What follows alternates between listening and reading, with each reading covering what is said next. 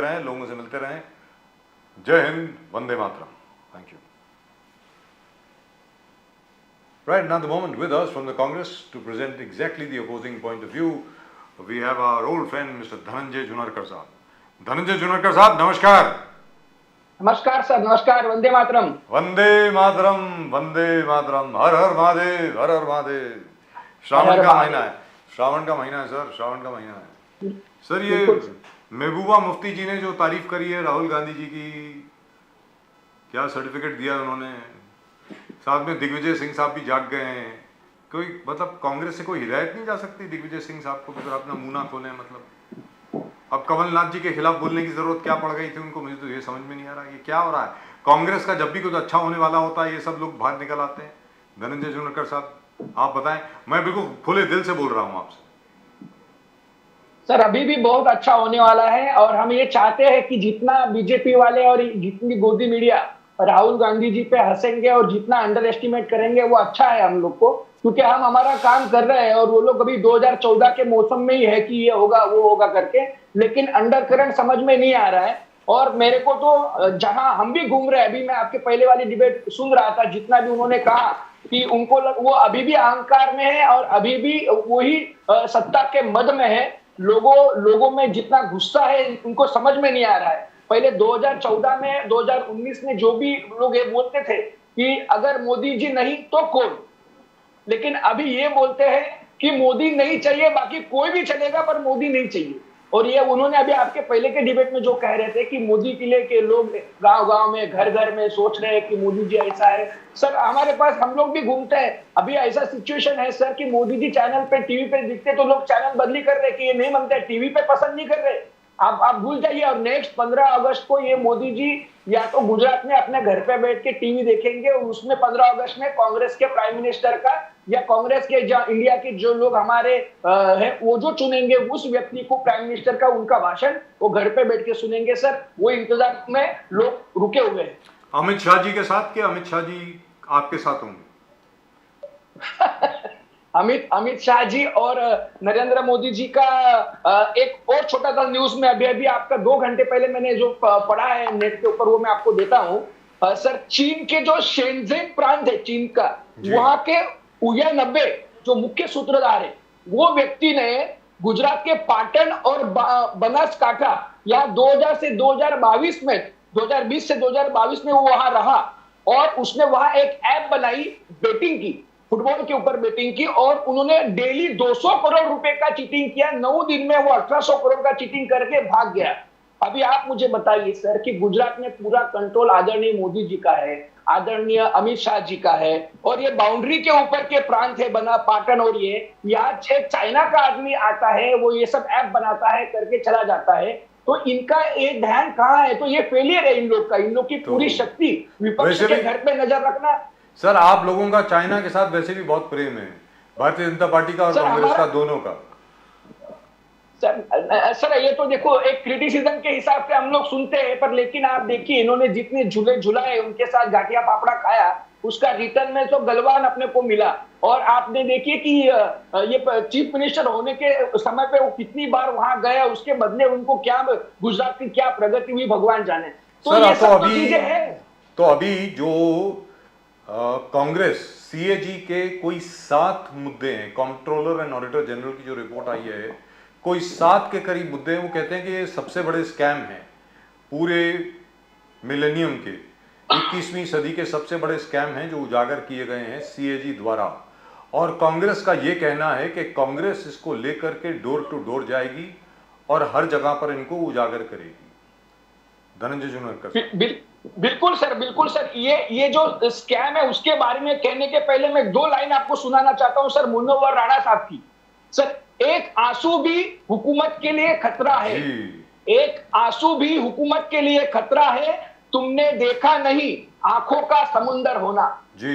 Sir, इन्होंने sir ग्रामीण विकास मंत्रालय ने 2 करोड़ 83 लाख का फंड मोदी जी की प्रचार के अंदर अलग अलग बैनर्स छपवाई के अंदर इन्होंने खर्चा कर दिया. वो पैसा लूले, लंगड़े, अपंग, अंधे, विधवा, ऐसी गरीब लाचार महिला और विद्यार्थियों के लिए पेंशन के लिए ये पैसा था सर, वो पैसा भी ये लोग ने नहीं छोड़ा। संजय गांधी जैसी निराधार योजना थी, महीने में 1,000 रुपया सर उसमें मिलता है। उस 1,000 रुपए में अगर सुबह एक और शाम को एक वड़ा पाव भी अगर आपको खाना है सर, तो वो भी 1,000 रुपए में पूरा नहीं होता। ऐसे लोगों का उन्होंने वो भी पैसा 4-4 6-6 महीना से उन्होंने पेंशन दिया, ने वो पैसा खुद की छवि चमकाने के लिए खर्चा कर दिया। सर आयुष्मान भारत में मृत लोगों को जीवित दिखाकर उनका भुगतान कर दिया। एक ही नंबर से 7.5 लाख लाभार्थी जुड़े होने का फर्जीवाड़ा किया। सर ये नंबर किसका है, ये कहां पैसे चले गए, इनके घरों की बेल ईडी कभी मारेगी कोई मालूम नहीं। सर द्वारका एक्सप्रेस 1 किलोमीटर में 18 करोड़ की बात थी रिपेयरिंग की, उनका बनाने की, वहां 250 करोड़ रुपए का पेमेंट हो गया सर 1 किलोमीटर के लिए। सर कांग्रेस ने 450 करोड़ में मंगल पे यान भेज दिया था सर, 450। इन्होंने, मोदी जी ने 2 किलोमीटर रास्ते के लिए 500 करोड़ रुपए का खर्चा कर दिया सर। अगर 4 किलोमीटर के लिए आप 1,000 करोड़ खर्चा करते हैं सर, तो राजधानी एक्सप्रेस 800 करोड़ में एक राजधानी एक्सप्रेस बनती है सर। मतलब पैसे कहां जा रहे हैं? अच्छा वो मोदी जी जो उद्घाटन कर रहे हैं रोड के, अलग अलग प्रकार के हाईवे के, वो 8-8 दिन 10-10 दिन के बाद, उद्घाटन के बाद वो तो पूरे धस रहे हैं या कुछ ना कुछ उसका आपने देखा नुकसान ही हो रहा है। और HAL जो हमारी सबसे पुरानी संस्था है, उसके डिजाइन प्रोडक्शन का उन्होंने जो खामियां निकाली, उसमें 159 करोड़ का नुकसान कर दिया। ये सब चीजें तो सर हम लोगों तक ले ही जाएंगे, पर हम लोग को जो हमारे पे आरोप किए थे 1,73,000 करोड़ का जो CAG घोटाला, जो हुआ ही नहीं, जो कुछ भी हुआ नहीं, पर उस समय जो मीडिया कर रही थी, आज एक भी मीडिया ये कैग के ऊपर का एक भी मुद्दे के ऊपर अगर समझो प्राइम टाइम में कुछ कर ले तो लोगों को जागरूकता होगी, लेकिन कोई करने को तैयार नहीं है सर। और आप IT का जो अभी बीच में निर्मला सीतारामन जी का भी भाषण सुना, ऐसा हो रहा है, कहा भी कितना झूठ मोदी जी के साथ रह के लोग सब झूठ बोलना सीख गए, उनकी पूरी टीम झूठ बोलना सीख गई सर। इस समय 2022-2023 में 7.40 करोड़ लोगों ने सर ITR भरा है, उसमें से 5.16 करोड़ लोगों ने जीरो टैक्स लायबिलिटी दिखाई है सर। मतलब आप सोचो 1,31,390 लोगों ने उनकी इनकम 1 करोड़ के ऊपर दिखाई है, बाकी 1 करोड़ लोग इस एक टैक्स जमा कर पाए, टैक्सेबल इनकम कर रहे हैं। उसमें कॉर्पोरेट टैक्स 30% से ये लोग ने 22% कर दिया, और वो लॉस कवर करने के लिए पेट्रोल, डीजल, GST पे टैक्स बढ़ा दिया सर। गरीबों का सर, गरीबों की पॉकेट मार सरकार है ये। 26.51 लाख करोड़ का टैक्स। जुनारकर साहब, आपका जबरदस्त कांग्रेस का मीडिया कैंपेन है। Your tagline is first class. मित्रकाल से आजादी, यानी आपने वो हाईलाइट किया, अडानी से आजादी, मित्रकाल से आजादी, बेरोजगारी से आजादी, बेरोजगारी से, अनएम्प्लॉयमेंट से आजादी, जुमलों से आजादी।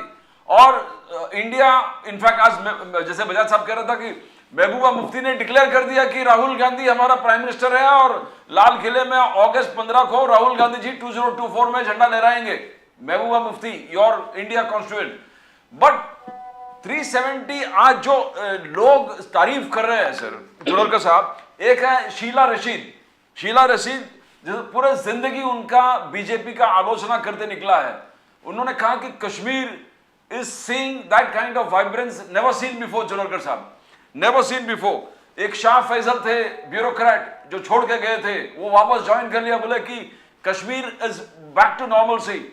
आई mean article 370 has transform Junerkar ji. और तीसरा मेन इंपॉर्टेंट चीज है कि जो हिजबुल मुजाहिदीन का आतंकवाद वांटेड जावेद मधु, वो तिरंगा लेके खड़ा हो गया। पहले कभी तिरंगा से नफरत जो थे उनको तिरंगा। तो don't you see that these things are good for the country Junerkar साहब? एंड जो लोग तारीफ कर रहे हैं, जैसे शीला रशीद है, शाह फैसल है, हिजबुल मुजाहिदीन का कमांडर है, टेररिस्ट आतंकवाद, वो झंडा लेके खड़े हो गए।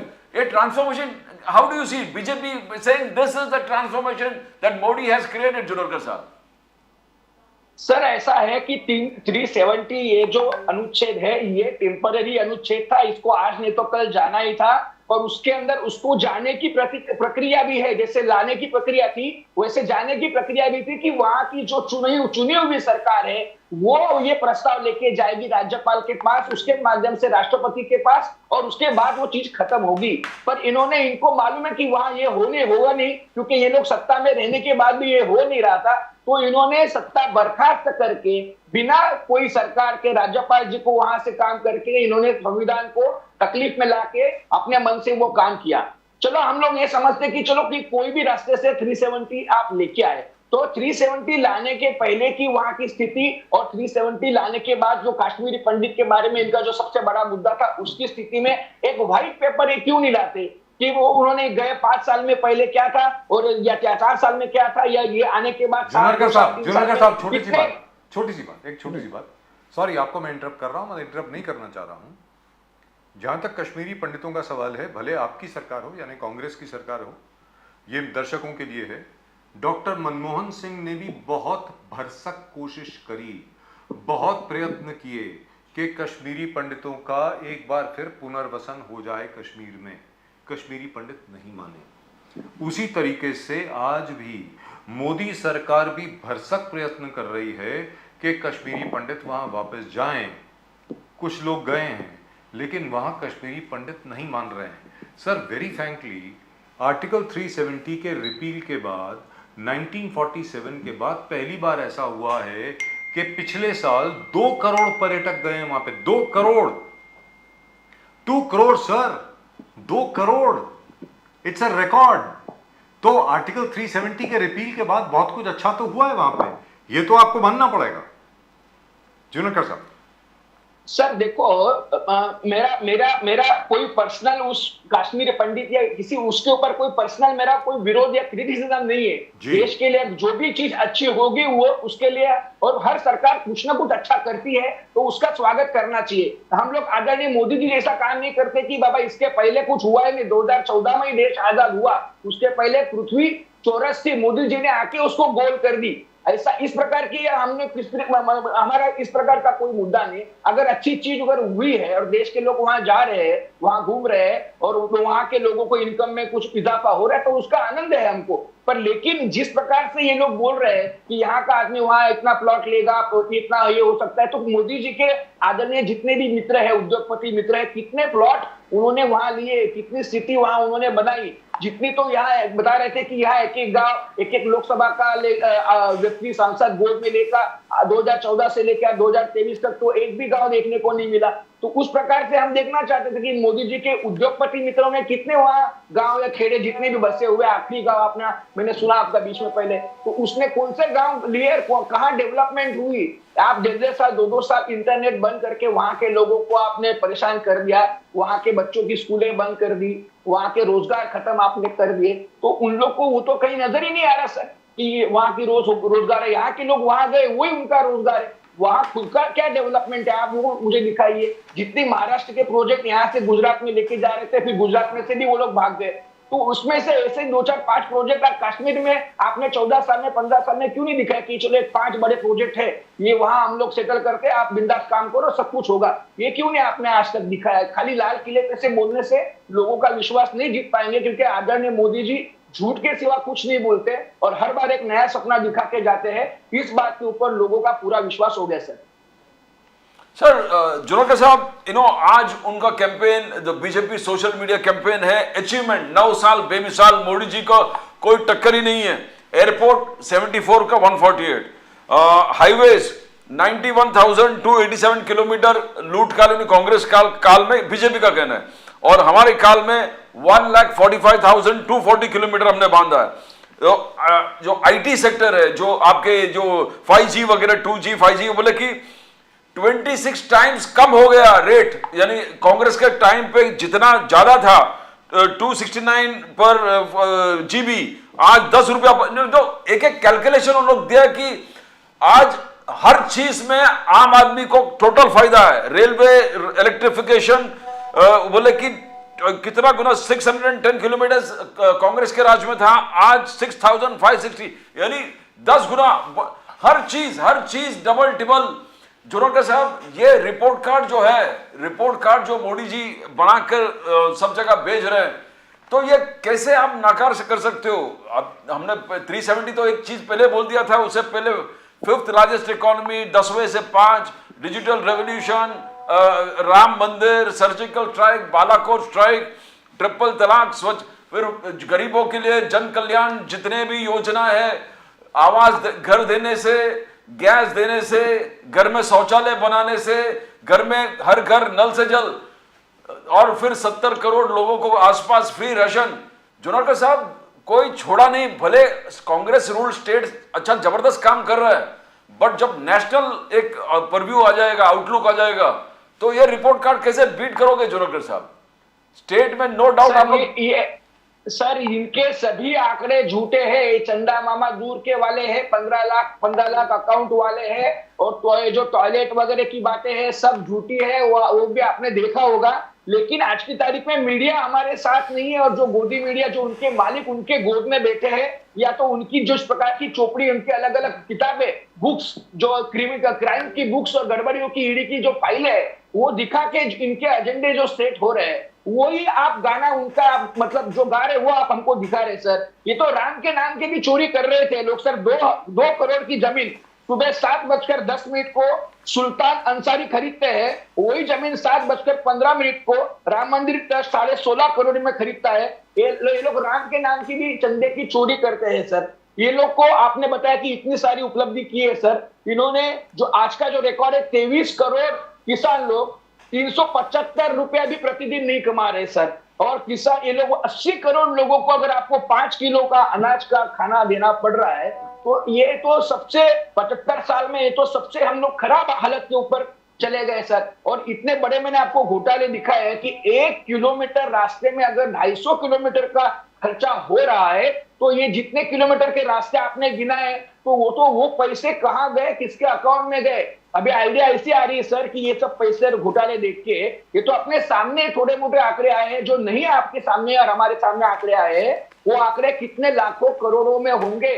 क्योंकि ये जब ऐसे घोटाले होते हैं, उसके बाद ही ये लोग विपक्ष के एमएलए, एमपी, कॉर्पोरेटर खरीदने के लिए पैसे वहीं से इकट्ठा आते हैं। इनके पैसे क्या मोदी जी, अमित शाह जी कोई नौकरी करके पैसे कमा के यहाँ ये काम नहीं हो रहा। ये सब ईडी, सीबीआई के माध्यम से लोगों को डराना, करप्शन करना, वही पैसा वापस डालना, फिर सत्ता लाना, फिर सत्ता में से करप्शन करना, ये लंबी चेन सर ये कर रहे हैं। और अभी जो मैं आपको बोल रहा था कि सर, गरीबों के पैसे 26.51 लाख करोड़ रुपया टैक्स के माध्यम से इन्होंने जो जमा किया है, और अमीरों का 10.86 लाख करोड़ रुपया कर्जा राइट ऑफ किया है। मतलब गरीबों को लूट कर अमीरों की जेब भरने का काम इन्होंने किया है। ये गरीबों की पाकिट मार सरकार है सर, और ये सूट बूट और लूट की सरकार है। और ये तो आपने जो भी बताया 7 मुद्दे, आप जो बोल रहे हैं कि आपको लगता है कि लोगों पर इसका प्रभाव पड़ेगा, क्या लोग जो है मानेंगे जो आप बात कर रहे हैं? हो सकता है कि जो आप बात बोल रहे हो ठीक हो।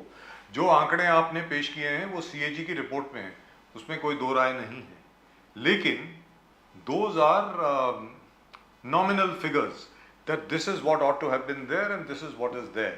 अब इसके ऊपर आगे इन्वेस्टिगेशन होनी चाहिए। सीएजी की रिपोर्ट के बाद ये पब्लिक अकाउंट्स कमेटी में जाएगी, उसके बाद इसके ऊपर चर्चा होगी, उसके बाद आगे इस पे और कोई इन्वेस्टिगेशन होती है नहीं होती मालूम नहीं है। लेकिन क्या आपको लगता है कि आज की तारीख में कांग्रेस और आपके जितने साथी गठ जितने भी हैं, क्या आप लोगों के पास इतनी उपलब्धियां हैं, इतने आपके पास टूल्स हैं कि आप इन सब चीजों को अच्छी तरीके से लोगों तक पहुंचा पाएंगे? सर, इसी का इंटरप्रिटेशन ये है कि आप ये बात मान रहे हैं कि गलत हाथों में सभी संस्थाएं चली गई है। इसका दूसरा इंटरप्रिटेशन ये है कि एक ईमानदार आदमी सभी प्रकार के घोटाले दिखाने के लिए भी सक्षम नहीं हो पा रहा, उसको मीडिया मदद नहीं कर रही है, ट्रांसपेरेंसी इनको नहीं चाहिए। और आपने जितने भी अभी गिनवाए कि वहां जाएगी यहाँ जाएगी, तो ये कहीं नहीं जाएगी, और सीएजी का कुछ भी नहीं होगा इसमें से एक नहीं, वो तो मैंडेटरी है सर, पीएससी के पास तो जाना मैंडेटरी है। सीएजी की रिपोर्ट जो होती है वो पीएससी के पास जाती है। मैं उसकी बात नहीं कर रहा, वो जाने दीजिए। मैं ये कह रहा हूं कि इसको आप लोगों तक कैसे पहुंचाएंगे, घर घर आप कैसे पहुंचाएंगे, वो तो बताएं, वो तो आपके हाथ में है। सर, जितना हो सकता है हम लोग जाएंगे, और आप जैसे अच्छे लोगों के माध्यम से हम हमारा विचार रख रहे हैं, उसके माध्यम से भी हम हजारों लोगों तक अभी भी जा रहे हैं। उसके लिए तो आपको दुआ मिलने वाली है, पर हम लोग घर घर तक भी जाएंगे। अभी तक आपको ये भी बता, धनंजय जोनारकर साहब, बहुत बहुत शुक्रिया आपका। अभी तक प्रदीप जी और मैं सिर्फ दुआ पे ही काम चला रहे हैं, इसमें कोई दो राय नहीं है। बिल्कुल दुरुस्त बात है, अभी तक दुआ ही चल रही है। हाँ, अभी तक सिर्फ दुआ पे काम चल रहा है सर। हाँ, बोलिए जी। जी जी जी जी बिल्कुल जी। सर, क्योंकि आपका जो बजट है कांग्रेस का जो बजट होता है वो कहाँ जाता है? अब मुझे उन पत्रकारों के नाम गिनाने में मतलब मुझे कोई दिलचस्पी नहीं है, लेकिन फिर भी जी बोलिए जुनेकर साहब बोलिए। सर, आप लोग जैसे अच्छे व्यक्ति और आप समाज में जिस प्रकार से आप लोग एक सच्चाई दिखाने की ताकत रखते हैं, उस प्रकार के लोग और बढ़ जाएंगे और उनकी संख्या बढ़ेगी, सच विवेक बुद्धि बढ़ेगी तो बिल्कुल अच्छा विचार जाएगा। बाकी हम लोग को जो हमारी में शक्ति है, जो हमारी संगठन में है, वो लेके भगवान का नाम लेके हमको लोगों तक तो जाना ही जाना है। हम हमारा प्रयत्न करना हमारा है। अभी इसके पहले की डिबेट में जो हमारे आपके कुछ चौहान साहब आए थे, जो बोल रहे थे कि राहुल गांधी जी ये हो गए वो हो गए, तो अच्छा है कि ये वो अपनी ही उस एक ख्याली पुलाव में वो रहे। हम ये चाहते हैं कि वो राहुल गांधी जी को जो पहले समझते थे वैसे समझते रहे और हमको कोई नुकसान नहीं है। हम लोग को जो करने का हम लोग बिल्कुल ईमानदारी से कर रहे हैं और हमारे साथ पूरा देश की पूरी पार्टियां कर रही है। आपने जो हिसाब बताया था 38% वोट मिले और 62% वोट नहीं मिले, तो ये काउंट नहीं करना चाहिए थे, आपने बताया था। लेकिन सर आज की तारीख में 2% वोट 3% वोट भी अगर स्विंग हो जाते हैं तो 50 से लेकर 70 सीट्स के ऊपर परिणाम होता है। और हमको ऐसा अंदर से भी लग रहा है कि बीजेपी 100 सीटों तक भी नहीं जाएगी। यही वातावरण रहेगा लास्ट तक। लोग बिल्कुल समझ में आया लोगों को कि थाली कितनी महंगी हो गई, दूध कितना महंगा हो गया, बच्चों की पढ़ाई कैसे हो गई, रोजगार नहीं मिल रहा और ऑनलाइन के ऊपर भी काम करने के बाद बताया था कि जुनेकर साहब देखिए, मणिपुर का जहां तक प्रश्न है, मणिपुर पे तो आप लोगों ने बहुत फोकस किया है, बहुत ध्यान आप लोगों का केंद्रित हुआ है, लेकिन हरियाणा के नूह में जो हुआ है वो भी तो बहुत दिल दहला देने वाली बात हुई है। वहां पर भी तो मतलब हालत खराब हुई है ना लोगों की, उसके ऊपर क्यों नहीं बात कर रहे? मणिपुर हरियाणा दोनों। सर बिल्कुल सर, मैं इसके लिए जो मैंने आपको मुनव्वर राणा साहब की जो बात में शुरुआत में मैंने कही वो उसका ही मतलब है कि आज 30 से 32 लाख लोग मणिपुर में है, 2 लोकसभा की सीट है, 1 राज्यसभा की सीट है। उन लोग ये कवर नहीं कर पा रहे। बीजेपी के एक भी लाइव 1 घंटे के लिए भी उनको जाने की इच्छा नहीं हुई। हरियाणा भी में भी ये कर रहे हैं। ये मतलब मैं ये समझता हूँ सर इसका इंटरप्रिटेशन ऐसा है कि ये लोग अपने कर्म जो अभी आपने गिनाए थे 9 साल 20 साल जो भी है, उनके ऊपर इनका खुद का ही भरोसा नहीं है। अगर भरोसा होता तो इस प्रकार का ये सब गड़बड़ करने वाले, स्पॉन्सरशिप के प्रोग्राम के देने वाले यही लोग हैं जो मोदी सरकार में बैठे हैं। इनके अलग अलग नाम की संगठनाएं के ये जब करती है और पकड़े जाने के बाद ये लोग बोलेंगे कि इनका हमारा कोई संबंध नहीं है। वो कुरुलकर जिनको पकड़ा गया था, वो साइंटिस्ट का जो भी था आदमी, अभी तक उसके ऊपर देशद्रोह का कोई मुकदमा नहीं है। आप सोचिए इनके छोटे छोटे चीजों पे SIT लगा के आप एक फॉर्मूला जो है, जो आपने अभी बोला कि 62% against Modi is a formula for winning India के लिए, वो सबसे बड़ा फॉर्मूला है। Because Congress on its own the highest percentage of votes आपका 2009 में आया था। 2009 में आपको 29% वोट्स आए थे, तभी आपको 206 सीट मिला था इन रिसेंट पास्ट। तो ये 29% से ज्यादा 2014 में भी नहीं आया, 2019 में भी 20% स्टैग्नेंट था। बट ये 62% votes against Modi is a big challenge. आपको इस चैलेंज को स्वीकार करेगा तो जिस प्रकार से आपने आपका जितने लोगों का एक कार्यकर्ता का एक ख्वाब है कि राहुल गांधी जी 15 अगस्त 2024 में लाल किले से झंडा फहराएगा इंडिपेंडेंस, बट चीज दिख नहीं रहा है। जो 62% में KCR भी है, YSR भी है, आम आदमी पार्टी भी है, TMC, हॉट कोल्ड छाव, धूप छाव, फिर उसके बाद कम्युनिस्ट CPI CPIM, तो ये सब है जो आपको बहुत संघर्ष करके जोड़ना पड़ेगा, ऑन द टेबल लेके आना पड़ेगा। 62% इज पॉसिबल। इंडिया अगर ये फॉर्मूला लेके चलते हैं, द वोट्स अगेंस्ट मोदी को कंसोलिडेट करना है, एक सक्सेसफुल फॉर्मूला हो सकता है, मगर इसमें संघर्ष बहुत है। जुनेकर साहब, इस संघर्ष को कैसे पार करोगे आप? सर कांग्रेस ने हमेशा संघर्ष ही किया है। संघर्ष करके हमने ब्रिटिशों को यहां से भगा दिया है, तो इनको भगाने में ज्यादा वक्त नहीं लगेगा। यूनिटी, राजकारण में यूनिटी सबसे बड़ी है, कोशिश हम बिल्कुल उसकी करेंगे। पर लेकिन आप ये सब चीजों में आप एक छोटी सी चीज ये भूल रहे हैं कि आप मतदाताओं की बुद्धि के ऊपर आप शक कर रहे हैं। आप ये देखिए कि मतदाता बिल्कुल जागरूक है और जितना आप समझते हैं कि उसको कुछ मालूम नहीं है, वो अनपढ़ है, वो गांवटी है, वो गांव का है, तो वही क्रांति करता है, वो बिल्कुल उठता है, लाइन में खड़ा रह के 3 घंटा भी खड़ा रह के वोट देता है और वो सत्ता परिवर्तन करता है। और पूरे देश में आज जिस प्रकार के, अगर मैं खाली महाराष्ट्र का उदाहरण दूं सर, कि ये लोग ने अजीत दादा पवार के खिलाफ, ये जो शिवसेना के जो गठ गया था, उन्होंने कहा था कि ये फंड नहीं देते, इनका हिंदुत्व गलत है, आज उनके साथ डिप्यूटी सीएम बन के बैठे हैं। ये जो अपना नवाब मलिक जी के हिंदुत्व के लिए और खतरा बता रहे थे, डाउट के लिए काम करने वाला बता रहे थे, व्यवहार उन्होंने बताया, उसको हसन मुशर्रफ, भुजबल, अजीत पवार, तटकरे साहब, ये सब जाके उनको मिल के आए, फोटो वगैरह निकाल के आपने और सोशल मीडिया पे, न्यूज पे हमने देखा। क्या इनके ऊपर कोई कार्रवाई करने वाली है? ये छोटा सा उदाहरण आप महाराष्ट्र का देख रहे हैं, इसी प्रकार का उदाहरण पूरे देश में हर राज्य में जहां जहां इन्होंने ईडी सीबीआई का उपयोग करके किया है। तो आपको क्या लगता है कि वहां का मतदाता क्या न्यूज नहीं पढ़ रहा? आप जो जितनी गोदी मीडिया थे वो चैनल लोगों ने देखना बंद कर दिया है। लोग सोशल मीडिया के माध्यम से आज की तारीख में जो न्यूज है उसकी ऑथेंटिसिटी और उसकी विश्वासार्हता, आज आप दोनों यहाँ बैठे हैं, तो आप दोनों जो चीज कहेंगे उसके ऊपर लोग ज्यादा विश्वास करते हैं, ना कि हजारों करोड़ का बड़ा बड़ा स्टूडियो लगा के जो बैठे हैं बड़े चैनल, उसके ऊपर 5 पैसे का भरोसा किसका नहीं है। प्रदीप नांदिया, राजू बजाज, जिनकी जितनी विश्वासार्हता है उतनी विश्वासार्हता आज जितने अपने आप को टीआरपी पे या 5-4 जो चैनल बड़े समझ रहे हैं वो जीरो है आपके सामने। उसी प्रकार सोशल मीडिया के ऊपर लोगों का विश्वास है, अच्छे न्यूज के ऊपर एक एक आदमी के 10-10 लाख फॉलोअर्स है, व्यूअर्स हैं, तो लोग वो देख रहे हैं और क्रांति आ रही है।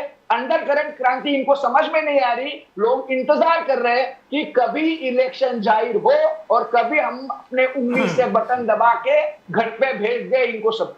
Right, thank you so much sir. Dhananjay Junakar साहब, बहुत बहुत शुक्रिया आपका बहुत हमारे साथ जुड़ने के लिए। डायनामाइट, हमेशा मजा आता है आपके साथ बात करके, जिस ऊर्जा के साथ आप बात करते हैं और कांग्रेस के लिए आप कितने उत्साहित हैं वो तो सुनने में मालूम पड़ जाता है।